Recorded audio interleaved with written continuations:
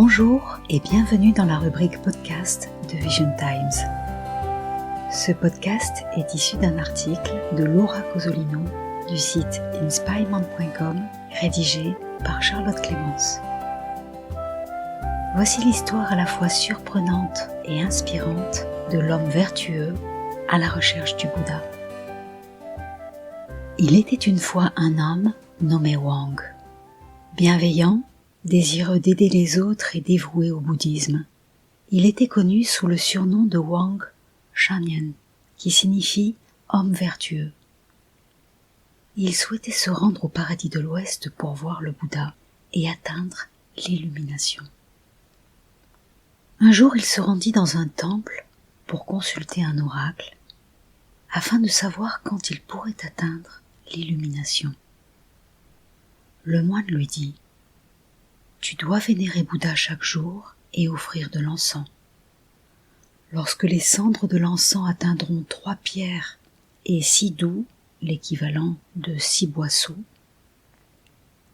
tu pourras les emporter à l'ouest pour voir le Bouddha et atteindre l'illumination. » De retour chez lui, Wang suivit les instructions avec sincérité.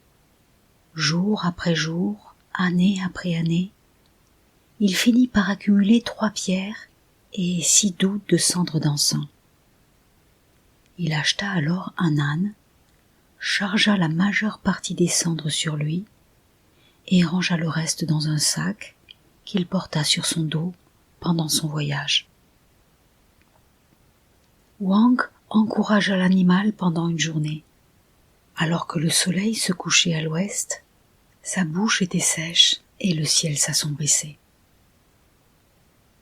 Il s'apprêtait à trouver une auberge pour se reposer. Soudain, il aperçut un vieil homme debout au bord de la route. Ce vieil homme l'arrêta et lui demanda : « D'où venez-vous ? Et quel est votre nom ? Pourquoi portez-vous un si lourd fardeau ? »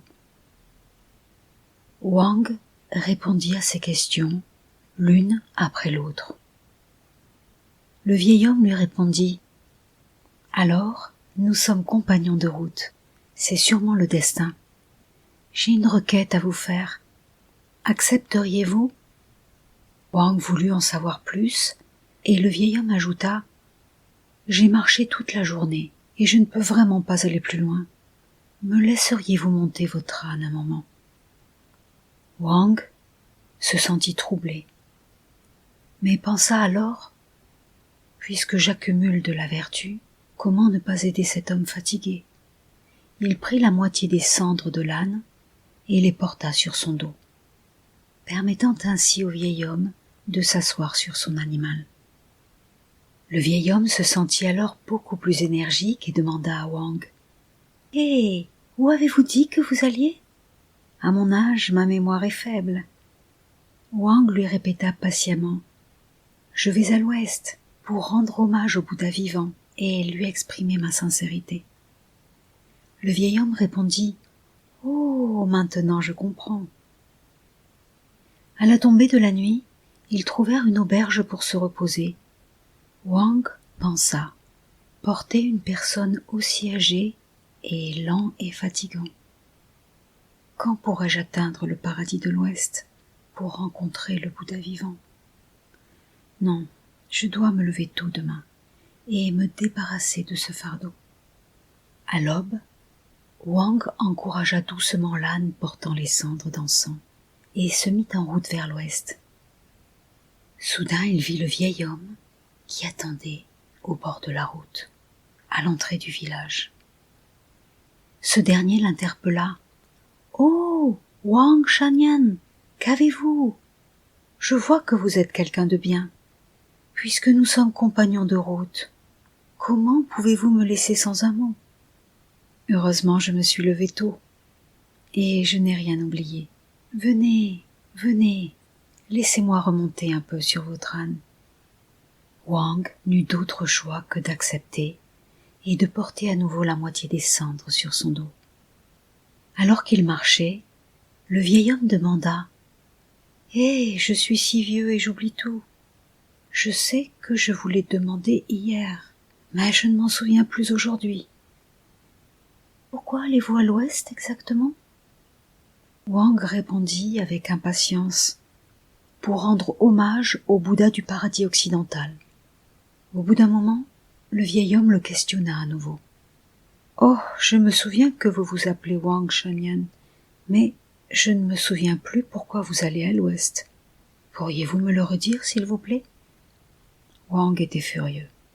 Mais face à un vieil homme si enthousiaste, il répondit patiemment une fois de plus. Ils marchèrent toute la journée jusqu'à la tombée de la nuit. Et le vieil homme posa la même question d'innombrables fois. Wang était sur le point d'exploser de colère.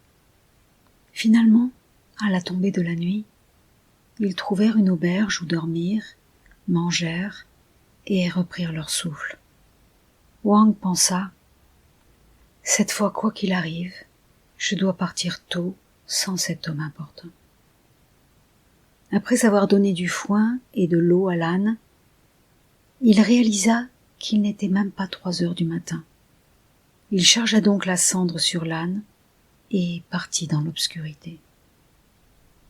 À sa grande surprise, dès qu'il atteignit l'entrée du village, il aperçut une silhouette sombre qui lui barrait le passage.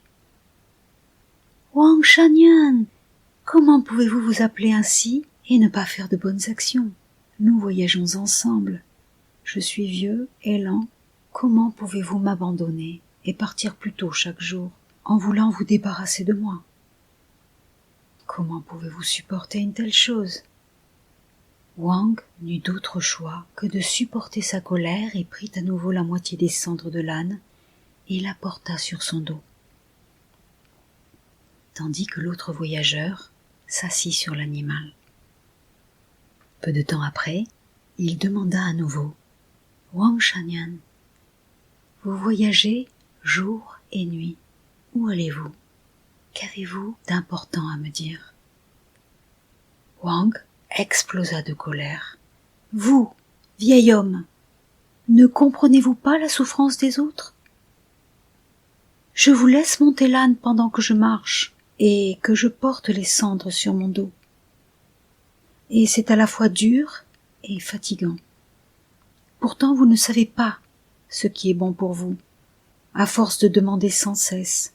N'êtes-vous pas fatigué de demander? Je suis fatigué de répondre. » Finalement il jura et tint ses propos. « Votre cœur a-t-il été dévoré par un chien? » Le vieil homme sauta doucement de l'âne, désigna Wang du doigt et dit « Rentrez chez vous.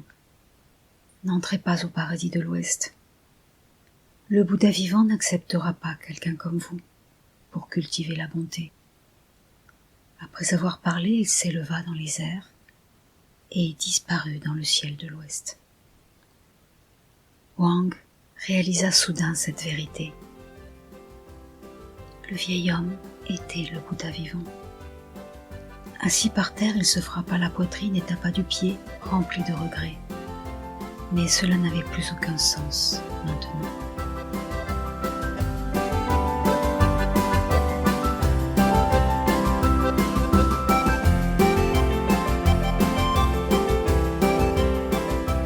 Merci d'avoir écouté ce podcast. Et s'il vous a plu, n'hésitez pas à le partager. À bientôt sur visiontimes.fr. L'extrait de musique que vous avez écouté nous est gentiment offert par l'artiste Tony Chen, que vous pouvez retrouver sur YouTube.